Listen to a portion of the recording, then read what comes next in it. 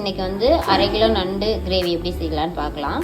அதுக்கு தேவையான பொருட்கள் நண்டு, இஞ்சி, பூண்டு, ஜீரகம், மிளகு, சோம்பு போட்டு அடித்த பேஸ்ட்டு, வெங்காயம் தக்காளியை லைட்டாக குறன்னு அடித்த பேஸ்ட்டு, கொஞ்சம் தாளிக்க வெங்காயம், கொஞ்சம் தக்காளி. இப்போ எப்படி செய்யலான்னு பார்க்கலாம். இப்போ ஒரு வானல் வச்சு சூடு ஏறிடுச்சு. இப்போ எண்ணெய் ஊற்றணும்.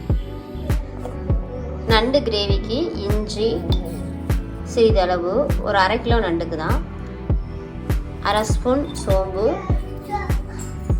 1 ஸ்பூன் ஜீரகம், ஒரு 12 மிளகு, கொஞ்சம் பூண்டு போட்டு பேஸ்ட் எடுத்துக்கணும்.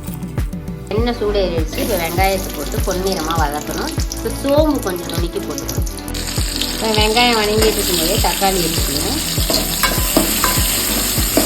பேஸ்ட்டை ஆட் பண்ணணும்.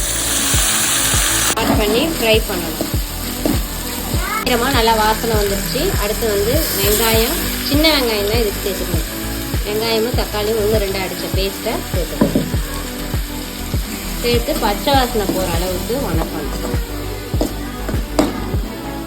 பச்சை வாசனை போனதுக்கப்புறம் கொஞ்சமாக மஞ்சள் தூள், மல்லித்தூள் 1 ஸ்பூன், 1/2 ஸ்பூன் மிளகாத்தூள் சேர்த்து மிக்ஸ் பண்ணணும்.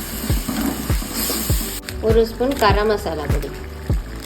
பிரிஞ்சு வர நேரத்தில் கருவேப்பிலை, புதினா, மல்லி எல்லாத்தையும் சேர்த்து அலசிட்டு போடணும். என்னுடைய எசன்ஸ் நல்லா இந்த பச்சை வாசனை போகும்போது வதக்கும்போது அதனுடைய சாறு இறங்கி நண்டுக்கு இன்னும் கொஞ்சம் டேஸ்ட்டு கொடுக்கும். பச்சை வாசனையெல்லாம் போயிடுச்சு. இப்போ நண்டு 1/2 கிலோவை அதில் கொட்ட வேண்டியது. கொட்டி தேவைக்கேற்ப உப்பு போட்டு லைட்டாக தண்ணி ஊற்றி ஒரு மூடி போட்டு மூடி வைக்கணும். ஒரு 25 நிமிஷம் இல்லைனா 1/2 மணி நேரம் நல்லா வேக விடணும். தண்ணி ஊற்றியாச்சு, மிக்ஸ் பண்ணி விட்டாச்சு. இப்போ நல்லா ஒரு மூடியை போட்டு மூடி வச்சிடணும். நம்ம சுவையான நண்டு கிரேவி ரெடி. நீங்கள் வீடியோ லைக் பண்ணுங்கள், ஷேர் பண்ணுங்கள், சப்ஸ்கிரைப் பண்ணுங்கள். தேங்க்யூ.